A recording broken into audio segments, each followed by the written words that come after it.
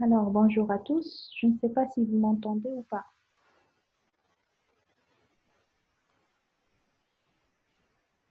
Est-ce que vous m'entendez? Vous me répondez au moins? Très bien. Donc, je peux commencer le cours. Vous m'arrêtez. J'essaierai de répondre à vos questions. Alors, je vais commencer le cours. Donc, nous allons faire aujourd'hui le cours de l'analyse immédiate. Donc, on commence toujours par une introduction.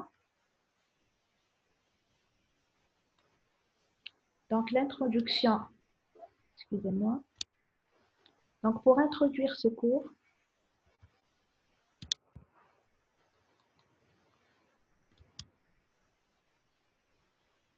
donc, il faut savoir qu'en laboratoire ou bien en industrie pharmaceutique, l'analyse quantitative d'un échantillon est très importante. Donc, vous savez, si je prends un comprimé, donc, quel que soit le médicament, je dois déterminer la quantité de principes actifs présents dans cet échantillon.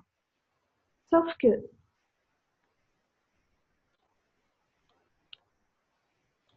sauf que le médicament lui-même, si je prends par exemple un comprimé de paracétamol, il comprend le paracétamol plus des excipients.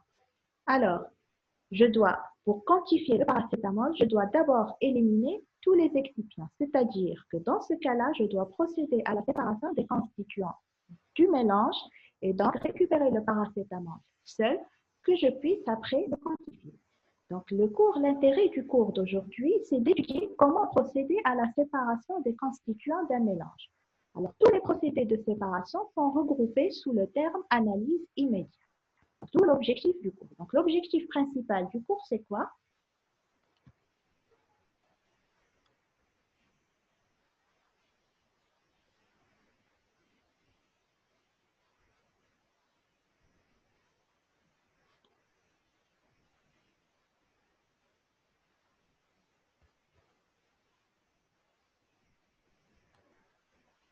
Alors, excusez-moi, ça bloque, je ne comprends pas pourquoi.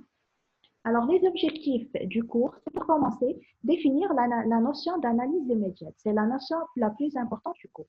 Ensuite, puisqu'on s'intéresse au mélange, on va définir les différents types de mélange.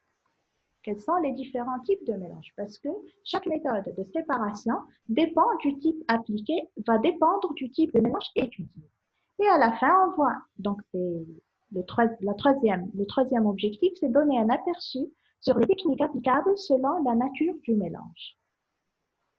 Donc, on va commencer par définir c'est quoi l'analyse immédiate.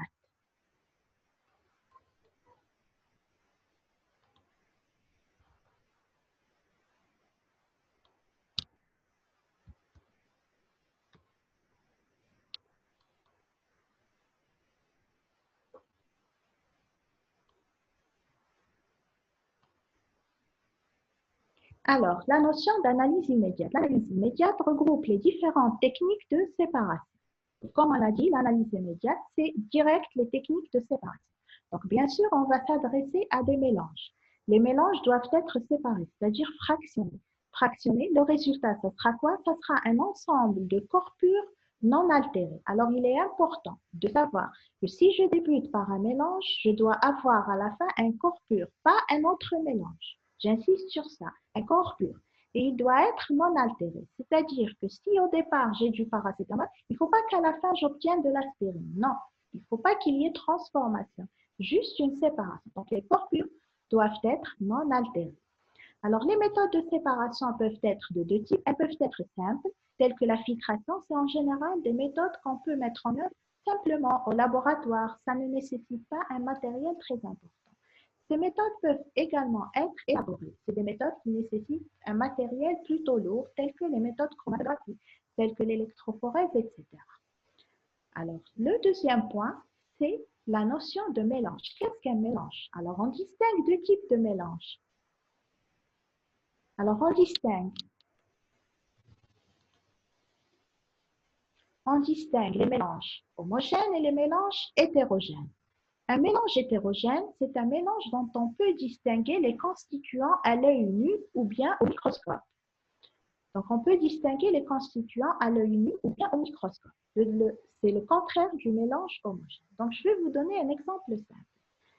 Qu'est-ce qu'un mélange homogène? Si je mélange un sirop de menthe et de l'eau, je vais avoir ce qu'on appelle un mélange homogène. Pourquoi? Parce que les deux se mélangent bien.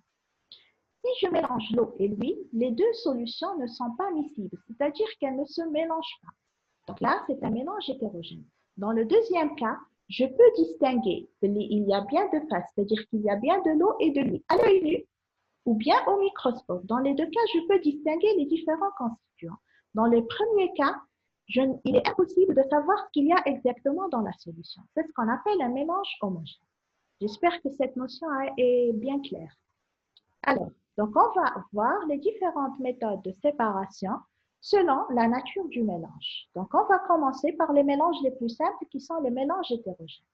Donc, on définit les mélanges hétérogènes. Bien sûr, on va se dire qu'est les mélanges de phase solide, les mélanges de phase solide et liquide, les mélanges de phase liquide non miscibles. Donc, on va voir les méthodes appliquées pour chaque type de mélange. On commence par le mélange de phase solide.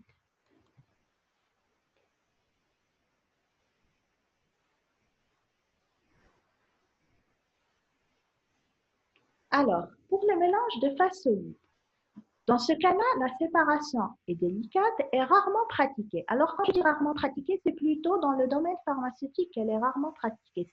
C'est quelque chose qui n'est pas nécessaire pour nous. On peut le trouver dans d'autres spécialités, telles que les spécialités qui étudient en général les minéraux peuvent utiliser la séparation des mélanges de phase solide. Donc, on en a fait comme un léger aperçu, juste à forme.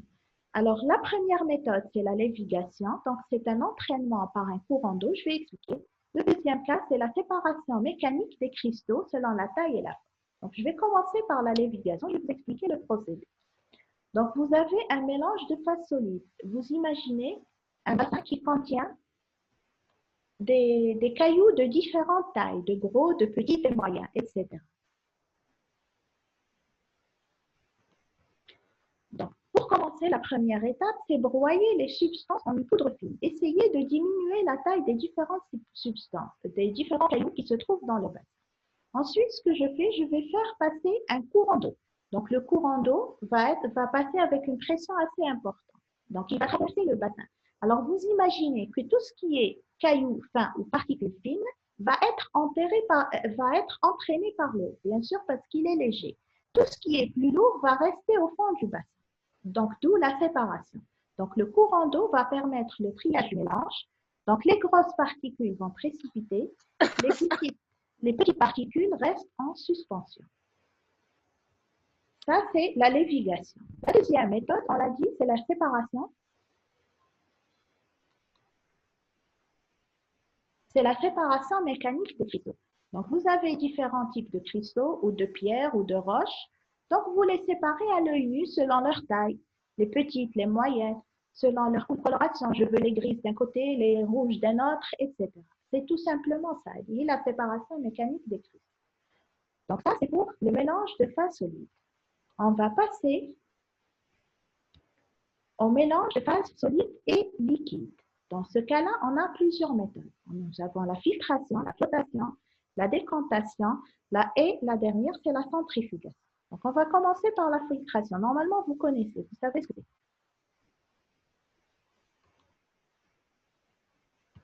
Alors, la filtration.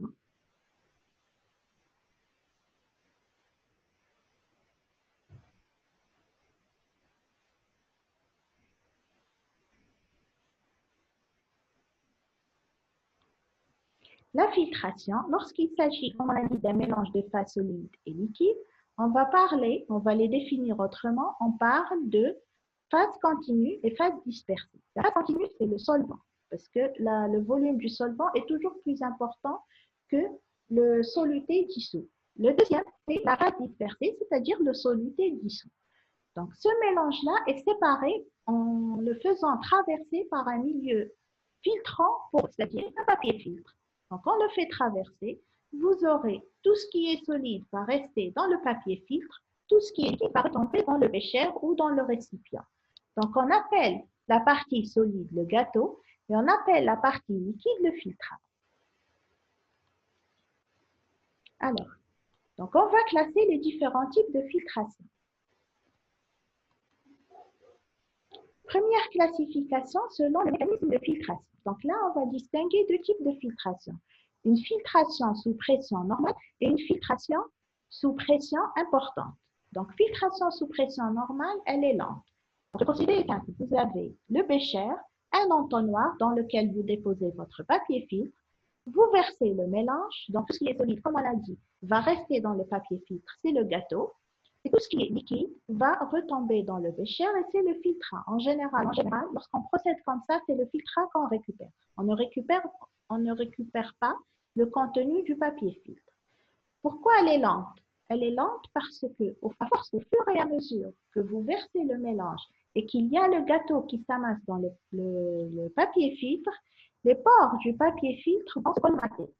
Donc, on n'aura plus d'espace pour faire passer une nouvelle quantité de filtrats. Donc, au fur et à mesure, on va dire que la filtration va presque s'arrêter. On est obligé de changer, en général, on est obligé de changer le papier filtre et recommencer à nouveau. Donc, pour pallier à ça, ils ont imaginé un autre procédé. C'est la filtration. C'est la filtration sous vide. La filtration sous vide consiste à créer une dépression. Je vais vous expliquer comment. Donc, je vous montre d'abord le matériel. Vous avez un entonnoir appelé entonnoir de Buchner. Il est en porcelaine. Et vous avez ce qu'on appelle la fiole de Kitazato. Vous remarquez que la fiole possède un ajutage latéral, c'est-à-dire un tuyau sur le côté droit. C'est-à-dire l'ajutage latéral. Donc, on l'appelle fiole de Kitazato. Donc, le principe, c'est quoi? Alors, vous avez le montage, donc la fiole reliée, donc, sur laquelle on met le Buchner et sur lequel on met le papier filtre. On relie la fiole à un tuyau. Le tuyau est relié à une source de courant d'eau. Donc, vous voyez bien qu'il y a un robinet. On ouvre le robinet. Il se passe quoi? L'eau va couler tout le long du tuyau. Mais il ne dans la fiole. Non. Il va descendre. Donc, tu fais le dispositif. J'ouvre le robinet. L'eau va couler. En coulant, elle va aspirer l'air qui se trouve dans la fiole. Donc, la fiole, maintenant, va être sous vide. D'accord? Tant qu'il y a de l'air à l'intérieur, il va falloir le combler. Comment le combler? Lorsque je verse, moi, de l'autre côté, je vais verser le mélange dans l'entonnoir. Donc, au fur et à mesure, il y a filtration. Et la filtration devient accélérée parce qu'il va falloir combler le vide qui se trouve dans la fiole de Kitazato. D'où le dispositif de filtration sous vide. Donc, cette méthode permet une filtration accélérée, tout simplement. Donc, j'espère que ça a été clair. Ensuite, la deuxième classification.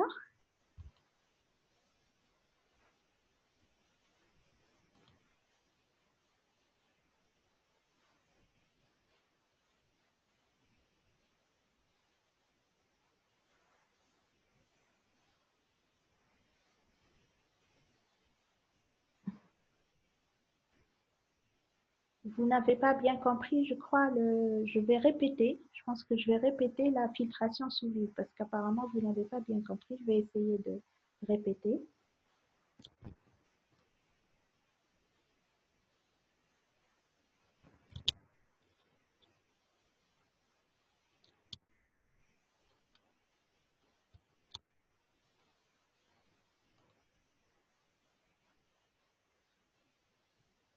Alors, la filtration sous vide consiste à faire quoi?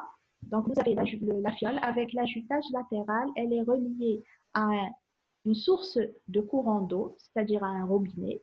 Donc, je vais ouvrir le robinet. Le robinet, donc l'eau va couler à l'intérieur du tuyau. Elle va aspirer l'air qui se trouve dans la fiole. Donc, vous aurez un vide dans la fiole qu'il va falloir combler. À côté de ça, vous avez sur la fiole votre Buchner, c'est-à-dire le filtre, le papier filtre. Donc, vous versez votre mélange. Donc, lorsque vous versez votre mélange, la filtration va se faire plus rapidement parce qu'il va falloir combler le vide qu'il y a dans la fiole. Tout simplement. Donc, c'est une filtration accélérée. J'espère que c'est plus clair maintenant. Alors, le deuxième type de classification, c'est selon le mode de passage du fluide.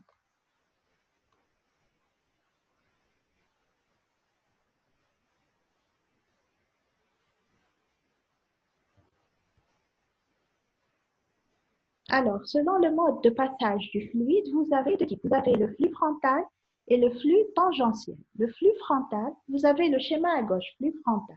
Donc, c'est juste comment verser le mélange. Donc là, le mélange est versé verticalement, donc de haut en bas. Donc, vous avez le filtre et vous versez votre mélange. Donc, l'inconvénient principal, c'est le colmatage rapide des pores qui va provoquer une diminution du débit de la filtrate. Donc, pour pallier à ça, ils ont pensé à autre chose. Ils ont pensé au flux tangentiel. Flux tangentiel, c'est-à-dire qu'on va faire passer le mélange, au lieu de le faire passer verticalement, on le fait passer horizontalement de gauche à droite. Donc, au fur et à mesure, le mélange va pousser le gâteau. Donc, le gâteau ne va pas passer et ne va pas colmater les pores. Donc, ça permet un débit constant et donc ça permet de pallier à l'inconvénient du colmatage des pores dû au flux frontal. Donc ça, c'est selon le mode de passage du fluide. Donc ça peut être vertical comme ça peut être horizontal. Alors, le troisième mode, plutôt la troisième classification,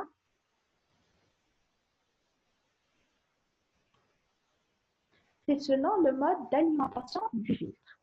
Alors nous avons deux types. Nous avons une filtration discontinue, une filtration continue. La filtration discontinue, je vous ai mis filtre de Bechner, mais en fait c'est la filtration simple qu'on fait au laboratoire. J'adore la filtration discontinue. Pourquoi?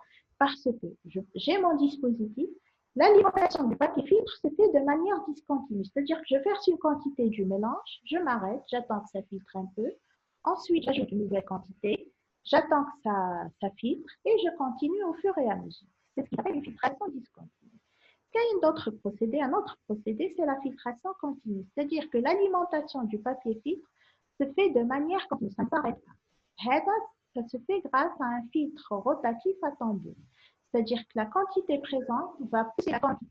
La nouvelle quantité de mélange va pousser la quantité qui était là, va se faire filtrer et une nouvelle quantité va alimenter le dispositif, c'est-à-dire le tambour, etc.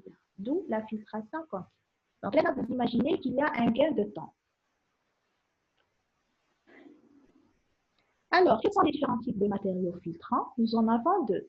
Nous avons les produits minéraux et les matières organiques. Les produits minéraux, ce sont généralement des dérivés de la silice, de la silice.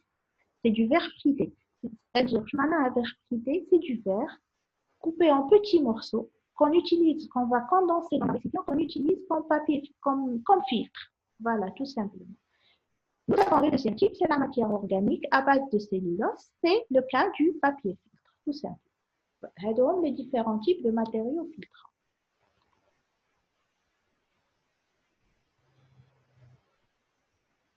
Alors, on me pose la question, c'est quoi le rôle de la filtration? C'est séparer un mélange, avoir le liquide, et avoir le solide, tout simplement. Voilà, je crois que c'est une question un peu, je ne comprends pas. Non, la filtration continue, ce n'est pas la filtration par courant tangentiel. Non, c'est deux méthodes différentes, c'est deux classifications différentes. C'est d'XZ ou d'XZ. Parce que la filtration continue se fait de manière, elle ne se fait pas horizontalement, pas obligatoirement. Elle se fait, vous aviez vu le dispositif, c'est un tambour, c'est-à-dire un truc qui tourne. Donc ça ne se fait pas horizontalement, logiquement. Donc ça peut l'être comme ça peut ne pas l'être. Donc ce sont deux classifications différentes. Alors je vais passer à normalement la deuxième technique, c'est la flottation. La flottation est utilisée pour les mélanges. Elle peut être utilisée pour un mélange solide-liquide comme pour un mélange liquide. Alors, dans ce cas-là, la condition principale, c'est que les densités soient différentes. Et en général, la densité des particules doit être inférieure à la densité du liquide, c'est-à-dire du solide.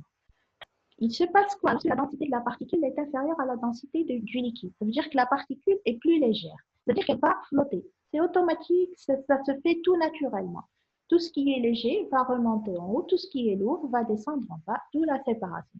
C'est-à-dire qu'en fait, on met le mélange et on laisse la gravité et les différences de densité faire leur affaire. Ça se fait naturellement. À la fin, on va séparer, on va récupérer tout ce qui a flotté, on va laisser tout ce qui est retombé au fond du récipient. Donc là aussi, on va distinguer plusieurs types de flotation.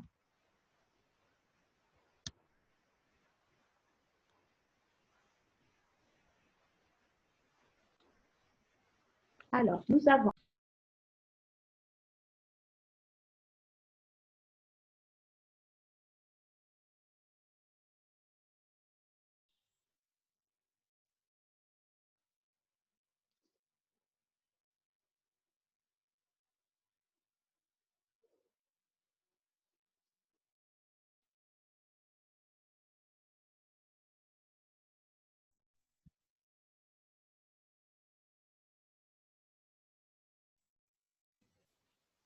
Alors, je m'excuse, il y a eu une petite coupure, donc je vais reprendre la classification de la flottation. Donc, nous avons la flottation naturelle, elle se fait naturellement, comme son nom l'indique, grâce à des différences de densité suffisantes. Donc, elles sont suffisantes pour la séparation, pour permettre une séparation naturelle. Nous avons la flottation assistée. Dans ce cas-là, les différences de densité ne sont pas suffisamment différentes. Les densités assez proches. Donc, la flottation peut se faire, elle peut se réaliser normalement, mais elle va se faire plus lentement parce que les densités sont proches. Donc, pour cela, on va l'assister, on va l'aider, d'où la flottation assistée, en insufflant des bulles d'air au sein du liquide. Donc, l'insufflation, les bulles d'air vont entourer les particules à séparer qui vont devenir un peu plus légères, donc elles vont flotter plus rapidement. On parle d'amélioration de la flottation. Et la flottation assistée. Le troisième cas, c'est la flottation provoquée. Provoquée, c'est-à-dire que les particules, les hadbinhum, ils flottent, en fait, leur densité, elle est très importante, donc ils sont très lourds. Donc logiquement, ces particules-là, ces particules-là qui vont retomber, qui vont précipiter au fond du récipient. Parce que Anna, je veux qu'elle flotte. Qu'est-ce que je fais? Donc, j'ai une densité des particules supérieure à la densité du liquide. Dans ce cas-là, qu'est-ce que je dois faire? Je dois inverser les densités, c'est-à-dire je dois rendre les particules plus légères. Comment? En injectant des bulles de gaz. Donc, les bulles de gaz qui mènent la flottation assistée, elles vont entourer les particules. Dans ce cas-là, les bulles de gaz sont plus nombreuses parce que on va inverser un phénomène naturel.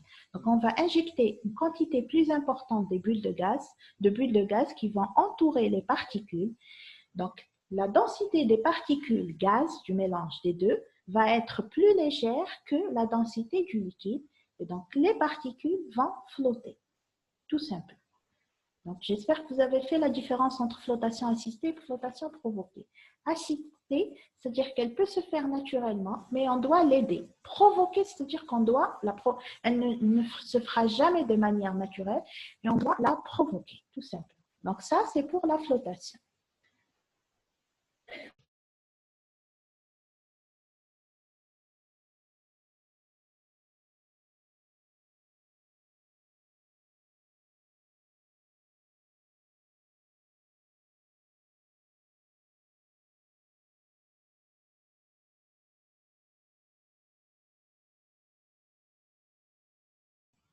Je suis désolée, ça s'est coupé une nouvelle fois, ça c'est un problème de connexion.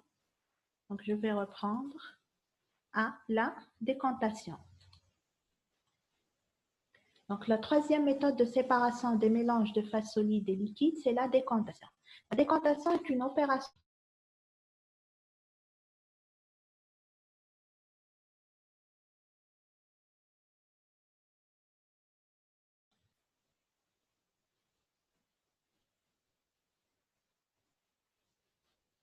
Alors, désolé encore une fois, ça s'est encore une fois coupé. Donc, la décantation, c'est une opération de séparation sous l'action de la gravité. Elle peut s'appliquer soit à un mélange solide-liquide, soit à un mélange de deux liquides non miscibles. Donc, lorsqu'il s'agit d'un mélange solide-liquide, la décantation est appelée également sédimentation. Donc, lorsqu'il s'agit, je répète, lorsqu'il s'agit d'un mélange solide-liquide, décantation égale sédimentation. Donc, en général, on utilise la notion de sédimentation. Mais lorsqu'il s'agit de mélange de deux liquides non miscibles, on va parler de décantation. Donc, c'est la seule notion qu'on va utiliser lorsqu'il s'agit d'un mélange de deux liquides non miscibles.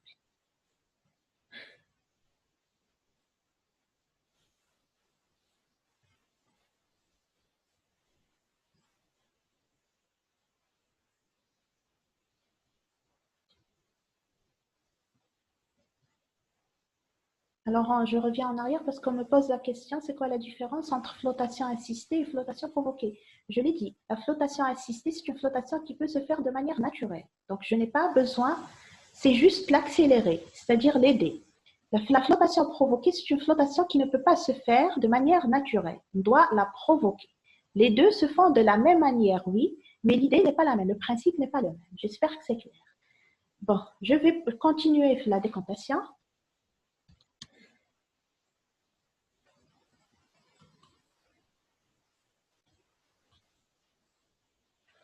Alors, on a fini avec la décantation parce qu'on la verra en détail sur l'extraction liquide-liquide. Donc, on va passer à la centrifugation.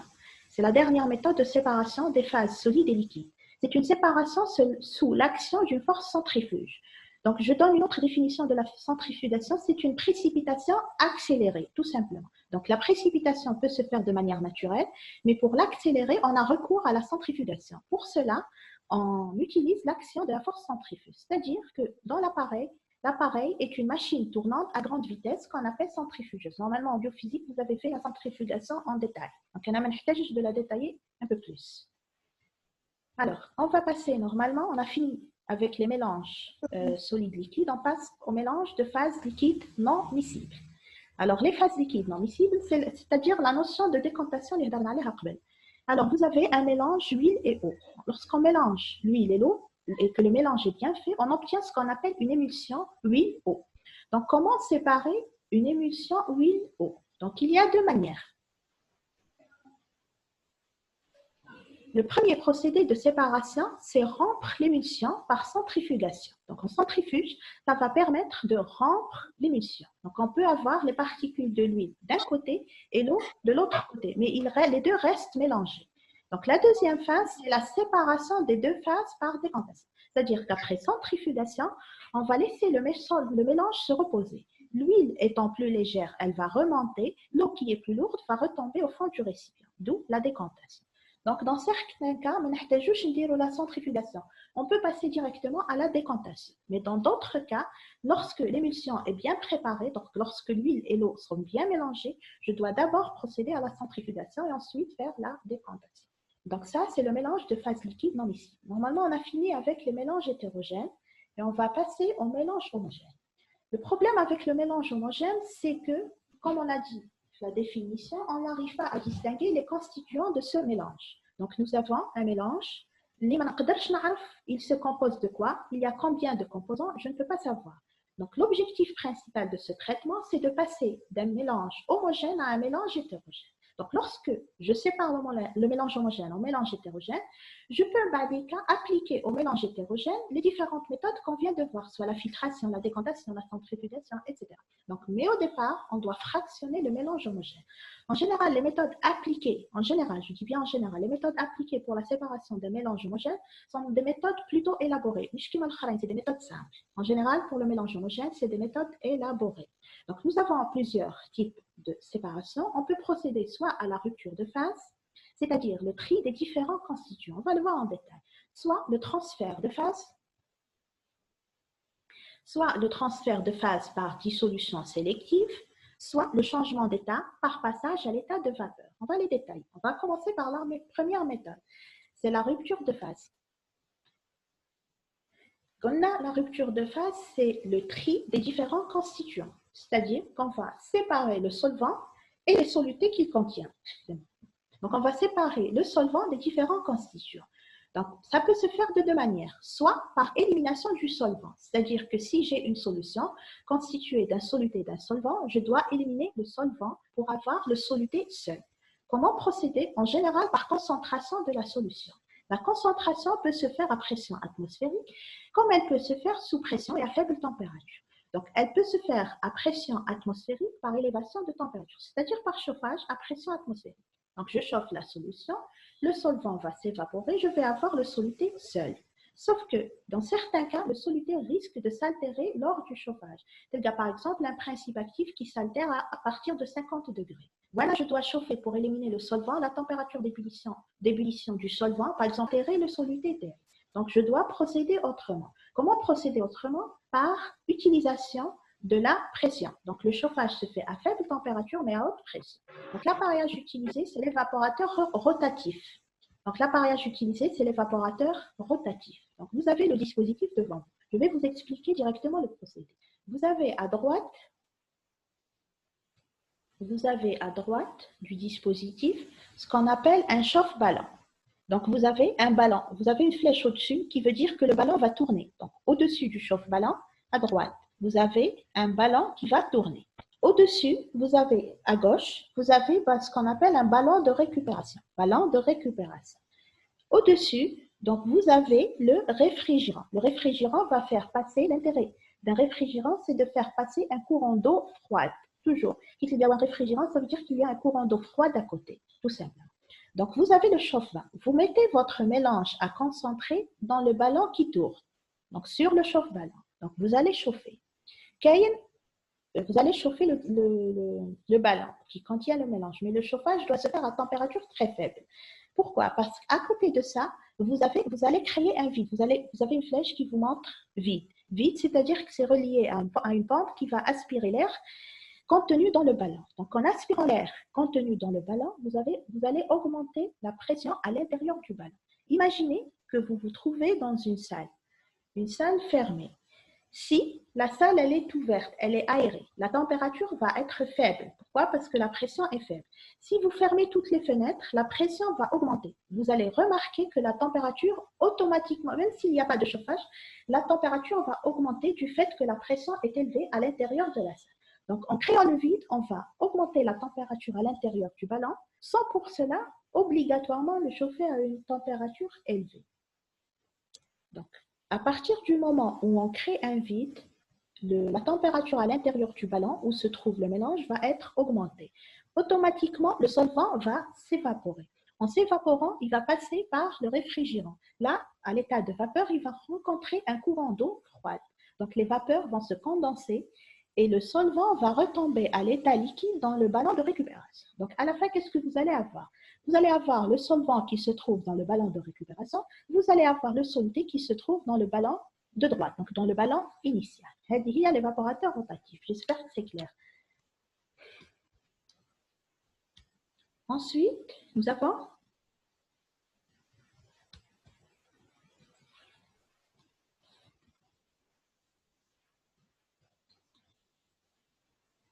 la diminution, donc on a vu la concentration, c'est-à-dire l'élimination du solvant. Maintenant, on va voir la diminution du pouvoir solvant. On est toujours dans le cas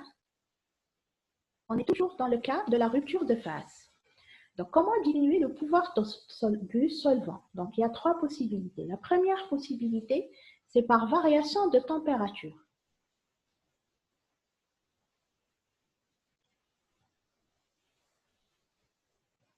On me pose la question, c'est quoi altération? Altérer quelque chose, c'est le fils d'eau, ses propriétés initiales vont changer, c'est ça altération. Alors, diminution du pouvoir solvant, vous avez la première possibilité par changement de température, variation de température. Donc, on va procéder à une dissolution à chaud, puis un long retour à la température ordinaire qui va provoquer l'apparition de cristaux. Je vais vous donner un exemple simple. La préparation du miel du commerce, pas la seule, le miel du commerce. Comment se fait la préparation? Vous y mettez du sucre dans de l'eau. Mais comme la quantité de sucre ajoutée, elle est très importante, pour la préparation, ils vont chauffer le mélange. Donc, ils procèdent au chauffage jusqu'à ce que tout le sucre soit dissous dans l'eau. Donc, on obtient du miel. Lorsqu'on prend le pot de miel, on le laisse par exemple en hiver. On le trouve dissous, mais en hiver, on va le trouver à l'état de cristaux. Pourquoi? Parce qu'il y a eu changement de température.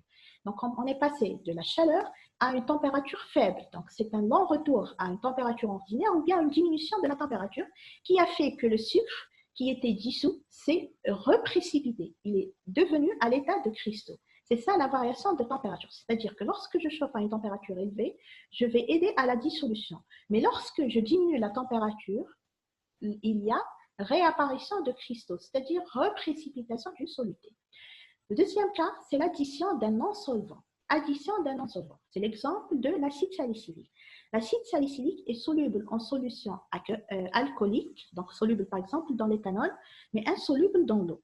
Lorsque j'ai de l'acide salicylique en solution aqueuse, il est à l'état dissous. Pour pouvoir le récupérer, qu'est-ce que je fais? Je vais ajouter de l'eau à l'alcool.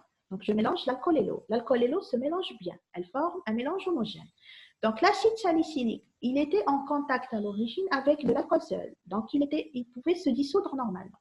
Donc, maintenant, la solution contient en plus de l'eau. Au contact de l'eau, l'acide salicylique va précipiter. Donc, c'est ce qu'on appelle une extraction par un solvant miscible. Un solvant miscible, c'est-à-dire un solvant qui se mélange bien avec l'autre solvant. La troisième méthode, c'est le relargage. Le relargage consiste en l'introduction d'une substance plus soluble que le soluté. Vous avez vu ça, c'est le cours à la précipitation. Le relargage consiste à, vous avez votre solution, solvant plus soluté. Donc, le soluté est bien dissous dans la solution initiale. J'ajoute un autre soluté plus soluble que le soluté qui était déjà en solution. Donc, le deuxième soluté va prendre la place du premier soluté. Donc, l'autre soluté va précipiter.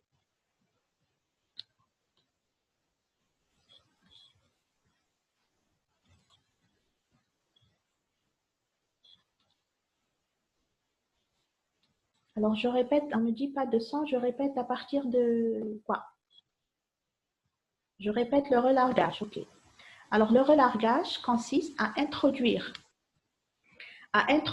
une substance plus soluble que le soluté. Donc, je prends un soluté A. Il est dissous dans un solvant. Donc, il est dissous normalement. Ce que je vais faire, c'est ajouter un autre soluté, ce qu'on appelle un soluté B. Je vais l'appeler B. Le soluté B est plus soluble que le soluté A. Donc, logiquement, lorsque je le mets avec le A, étant plus soluble, il va prendre sa place. Le soluté A, il va précipiter. Donc, je peux le récupérer à l'état de précipiter. C'est le relargage. C'est utiliser un soluté plus soluble que le soluté qui se trouve en solution. J'espère que le relargage est plus clair maintenant. Donc, la deuxième méthode, donc là, on a fini avec la rupture de phase. On va passer au transfert de phase.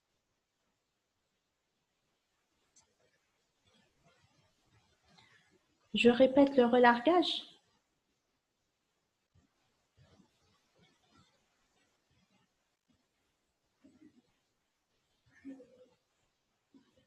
Le relargage, ok. D'accord, je vais répéter le relargage, je ne comprends pas. Excusez-moi.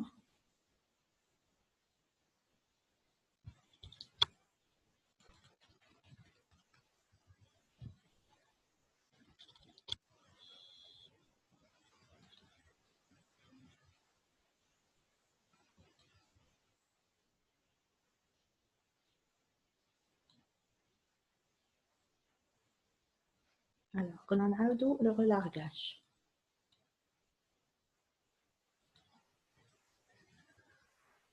Alors, le relargage, on a dit, on prenait un soluté A dissous dans une solution, dans un solvant. Donc, à ce soluté, je vais ajouter un soluté B plus soluble que le soluté A. Donc, le soluté B va prendre la place du soluté A. Le soluté A qui est moins soluble va précipiter. Donc, je vais récupérer le soluté A à l'état de précipiter. Donc, pour résumer, le relargage consiste à ajouter un deuxième soluté plus soluble que le premier, tout simplement.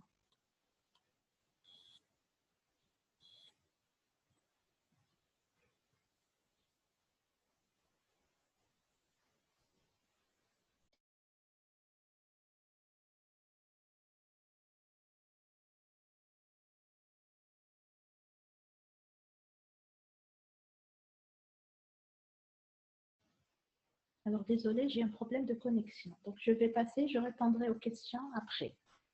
Alors, je vais continuer. On a fini avec la diminution du pouvoir solvant. Je vais passer au transfert de phase. Je ne vais pas beaucoup détailler le transfert de phase parce que nous allons avoir 3 séances sur les méthodes d'extraction. Donc,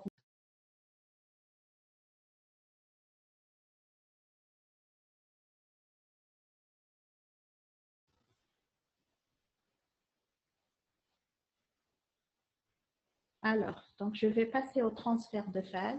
Donc, je vais passer rapidement parce que tout ce qui est méthode d'extraction liquide, on va les voir en détail lors des prochaines séances. Donc, le transfert de phase consiste à faire passer le soluté d'un solvant 1 à un solvant 2. Donc, vous avez un mélange homogène qui contient soluté et solvant. Premier solvant. Donc, je vais ajouter un deuxième solvant qui est non miscible au premier. Donc, le solvant 1 et le solvant 2 ne se mélangent pas. D'un autre côté, le soluté a une affinité plus importante avec le solvant 2 qu'avec le solvant A. Donc, lorsqu'il se trouve en contact avec le deuxième solvant, il va automatiquement, tout naturellement, passer vers quitter le solvant 1 et passer vers le solvant 2. C'est une affaire d'affinité. Les deux solvants ne se mélangent pas. Donc, logiquement, on peut séparer les deux par décantation.